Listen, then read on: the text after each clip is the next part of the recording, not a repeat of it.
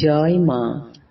কৃপাং কুরু মহাদেবী সুতেষু প্রণতেষু চ চরণাশ্রয় দানেন কৃপাময়ী নমোস্তুতে।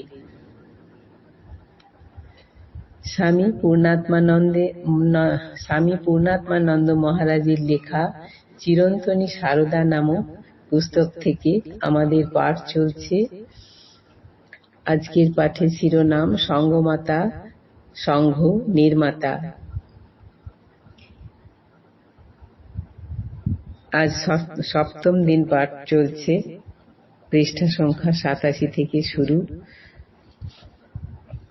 শুধু রামকৃষ্ণ সংঘের ধর্মধারণা সম্পর্কেই নয়, স্বামী বিবেকানন্দ প্রবর্তিত সংঘের কর্মধারণা সম্পর্কেও সংঘের অনেক সন্ন্যাসী ব্রহ্মচারীর মনে অস্পষ্টতা অথবা সংশয় ছিল, একথা আগেই উল্লেখ করা হয়েছে। এমনকি প্রথম দিকে স্বামীজির গুরু ভাইদের মধ্যেও কেউ কেউ সে সম্পর্কে দ্বিধামুক্ত ছিলেন না। শ্রীরামকৃষ্ণের গৃহী ভক্তদের মধ্যে অগ্রগণ্য কথামৃতকার শ্রীমও সন্ন্যাসীদের কর্ম ও সেবা ধর্মে সমর্থক ছিলেন না। শোনা যায়, সংঘের সেবাব্রত শ্রীরামকৃষ্ণের ভাব অনুসারী নয় বলেও তিনি ভক্তদের কাছে কটাক্ষ করতেন। এতে সংঘের কর্ম ও সেবা ধর্ম সম্পর্কে সাধু ও ভক্তদের মধ্যে কিছু বিভ্রান্তি দেখা গিয়েছিল। বলা বাহুল্য, এই পরিপ্রেক্ষিতে শ্রী শ্রী মায়ের বক্তব্যে ছিল সর্বাধিক গুরুত্ব। প্রথম থেকেই তিনি এ বিষয়ে স্বামীজির দৃষ্টিভঙ্গি ও কর্মধারাকে দ্ব্যর্থহীন সমর্থন করে এসেছেন। 1912 খ্রিস্টাব্দে স্বামীজির সেবাদর্শের মূর্ত প্রতিষ্ঠান কাশী রামকৃষ্ণ মিশন সেবাশ্রমে শ্রী শ্রী মায়ের পদার্পণ ঘটে। প্রত্যক্ষদর্শী স্বামী নির্বাণানন্দ তখন সংঘে নবাগত। বলেছেন, সেবাশ্রমে সাধুদের নারায়ণ জ্ঞানী রোগীর সেবা দেখে মা অত্যন্ত খুশি হয়েছিলেন।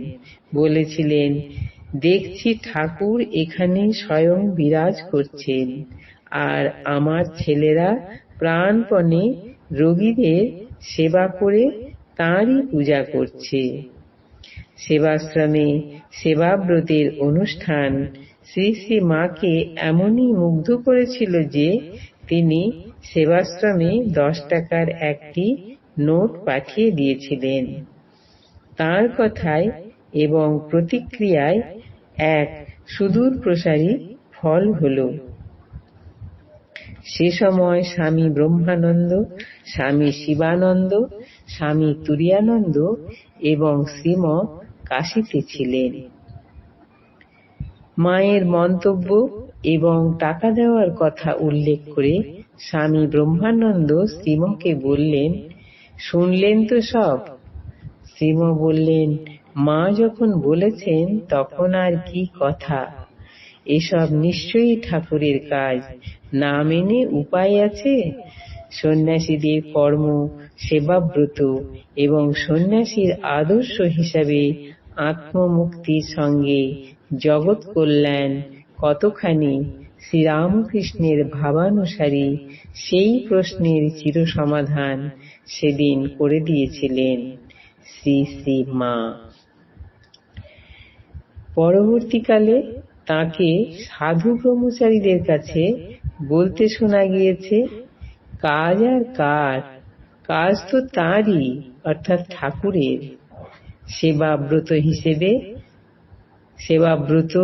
হিসেব নিকেশ, বই বিক্রি প্রভৃতি কাজ সন্ন্যাসীর পক্ষে বিদেহ কিনা, সাধন ভজনের অন্তরায় কিনা, এই জিজ্ঞাসার উত্তরে শ্রীমা সেবককে বলেছিলেন, কাজ করবে না তো দিনরাত কি নিয়ে থাকবে?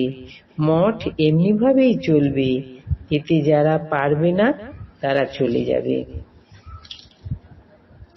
তবে সেবাব্রতকে নিখুঁত করার জন্য সাধন ভজনের ভূমিকা যে অপরিহার্য সে কথা শ্রী শ্রী মা বলেছিলেন। কাজে মন ভালো থাকে, তবে জপ ধ্যান প্রার্থনারও বিশেষ দরকার। ওটি হলো যেন নৌকার হাল। তবে সব সময়ে জপ ধ্যান করতে পারে কজন? মনটাকে বসিয়ে আলগা না দিয়ে কাজ করা ঢের ভালো। মন আলগা পেলেই যত গোল বাধায়। নরে নামার এইসব দেখেই তো নিষ্কাম কর্মের পত্তন করলে। এইভাবে শ্রী শ্রী মা স্বামীজি প্রবর্তিত সন্ন্যাসী নতুন যুগধর্ম ও যুগাদর্শকে সংঘের বৈশিষ্ট্য বলে চূড়ান্ত স্বীকৃতি দিয়েছিলেন।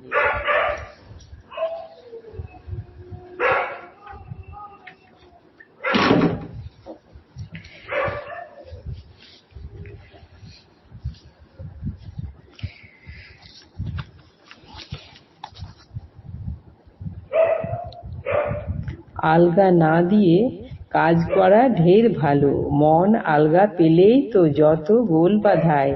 নরে নামার এইসব দেখেই তো নিষ্কাম কর্মের পত্তন করলে।